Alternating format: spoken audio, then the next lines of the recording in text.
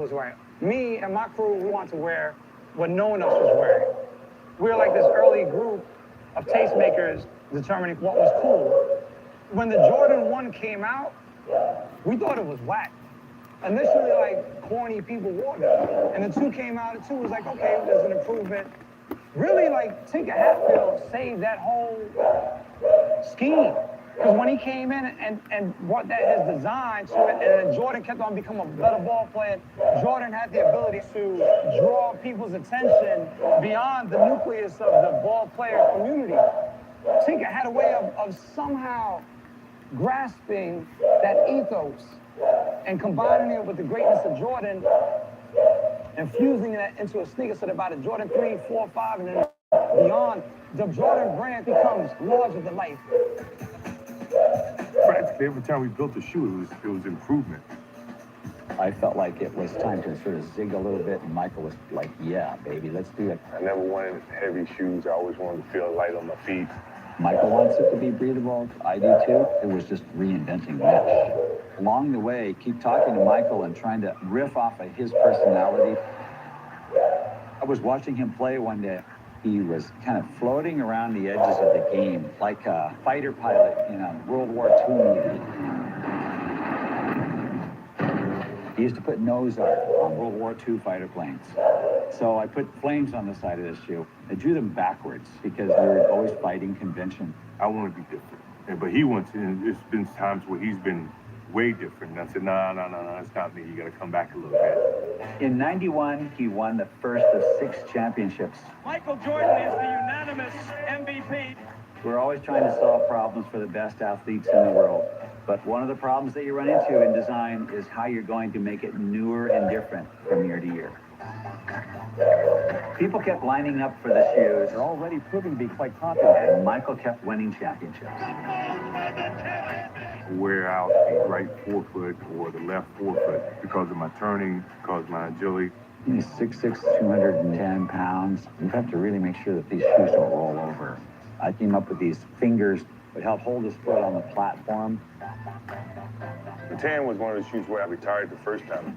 I was playing baseball. It's just time for me to ride something else. I was bound and determined to keep the line going. I commemorated his 10 years as a pro with these 10 stripes.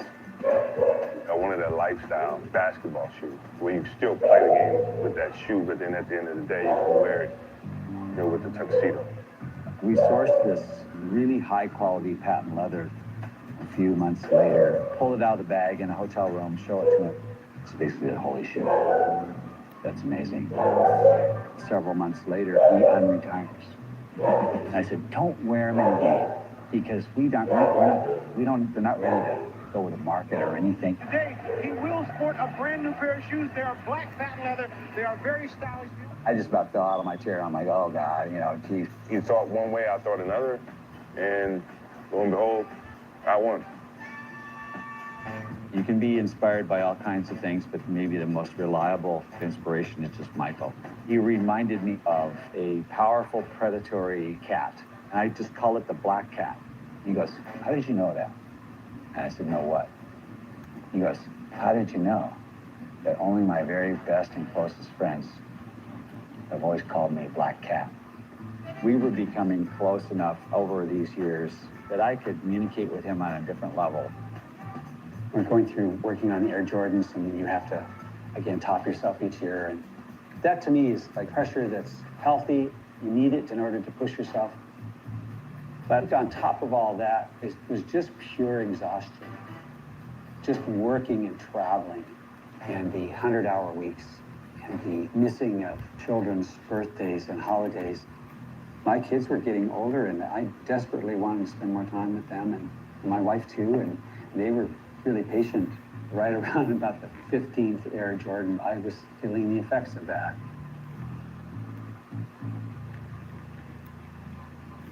The 15 was really the first Jordan that had negative reviews. Was this shoe somehow a turning point for you? So I think this is all about maybe designing a shoe that maybe it wasn't going to be loved by everyone, but it certainly made a statement. And And there were a lot of things going on in my life at that time, and I was very, very saddened by the passing of Bill Bowerman. My father had passed away 3 years before, and Michael's father had passed away a few years before, and a few years back, and just a lot. Yeah, there was a lot going on, and I was ready to be done. I was trying to extricate myself from designing any more Air Jordans. I was tired, I was kind of worn out, but I also felt like I'd done enough.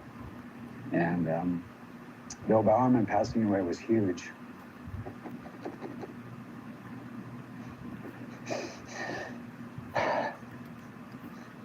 Without the story and the meaning, you can look at performance as a driving force, but these shoes are more than that to me, and I think to millions of people. They have meaning, and it might be different for different people, but this one and all the other ones we've just talked about there's a story of each one.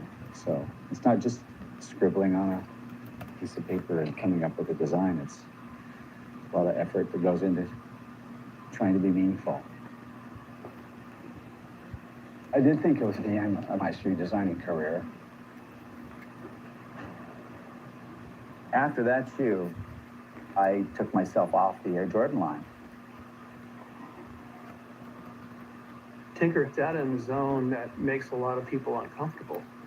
And I think that excites him, but it also creates some stress because you have to own a new direction and you have to help people understand that this is a better way to go. And that's a huge task and it's a big responsibility, but that's what drives him.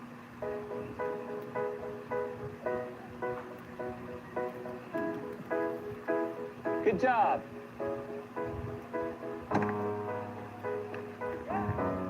I think that when you're younger, really you're just trying to, I think, win. Oh, dude. Reaching for glory. That one wasn't quite as strong of a jump. Be aggressive about it. I'd like to go and coach young people because I can pass along what I know. On the surface, it's like, well, when I'm trying to help kids go higher in the pole vault. There you go. But the real purpose is to help them overcome fear and to do something they've never done before and to develop confidence in themselves. Take that extra momentum and do something with it. So get upside down and make it happen. Even though I'm not finished, I reached this point where I could continue to be creative and design products. But the next step is to actually be a mentor and a teacher and maybe inspire people as well. Oh, whoa, one went up there. Gotta have two. I just happen to know that. It's just from experience.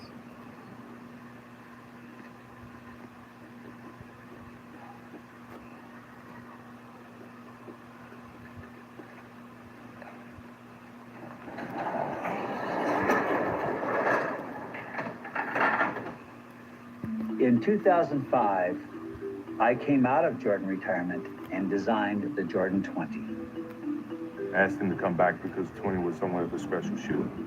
I really wanted to, for the first time, talk to Michael Jordan about his life over these past 20 years. He absolutely did not want to do that. I said, come on, man. For the first time, let's just look back a little bit, and then that'll help us go forward, too. It became less about me asking questions and just more about him telling me, like a stream of consciousness, stuff that was coming into his head. And I'm like taking notes like crazy. I started to realize that I could start designing a symbol that would represent each and every one of those stories. There are things in here that I don't think he ever told anybody. That became the heart of this shoe. Some of them are emotional, and some of them are just funny. It's really a kind of an avant-garde approach to a basketball shoe design. To me, it's part of what makes it special. It's really, really out there. For him to come up with that concept and then have the consumers connect, if I had to pick, the best storytelling product we've ever done would probably be 20. I think it's one of my favorite shoes that I've ever worked on, partly because of that wonderful experience of finally getting Michael to open up and give me stories.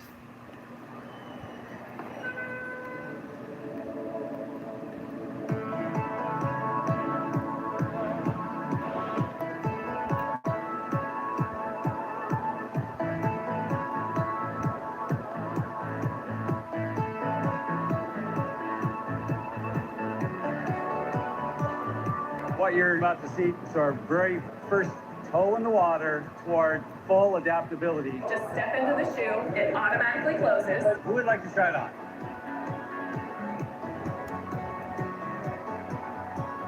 You look at the Earl. Is there a reason that that shoe should exist? No. But like any great thing, you create it and then people want it. What we saw here for the tech audience, two really cool things. The number one thing, the first self-lacing shoe for the consumer. Nike looks to one-up rivals in an increasingly tech-driven athletic market. I just want to give you guys a quick first look at the shoes. These are definitely going to be game changers. This is step one. This will become more commonplace, in my opinion. Is this an important flip in time in the history of shoes? I'd say unquestionably.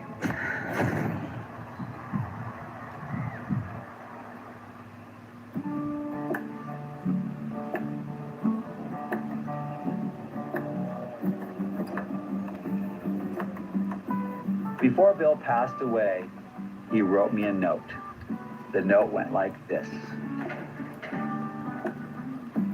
Tinker Hatfield, architect, shoe designer, track athlete, husband, and father. This fulfills the obligations of the University of Oregon. Best regards, Bill Bauer. I hope someday somebody will take my ashes and just sprinkle them around the track, maybe a little bit on the pole vault pit, and I'll be happy.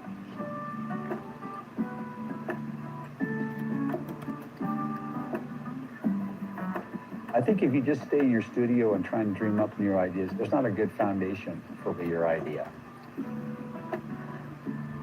Just get out there and experience life. That just gives you the library in your head to then translate that into unique new design work.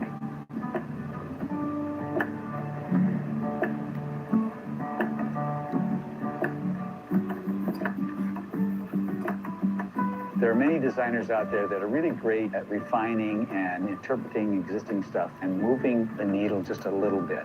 And there's a fine art to that, not overdoing it. For me, though, my job as a provocateur, that's all about thinking further out into the future.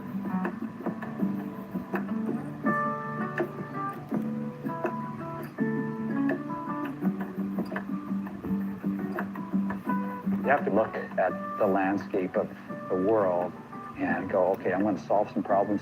I'm going to add some design features. I'm going to sort of mix it all together, take a few risks, make a few assumptions, and just blend it all together.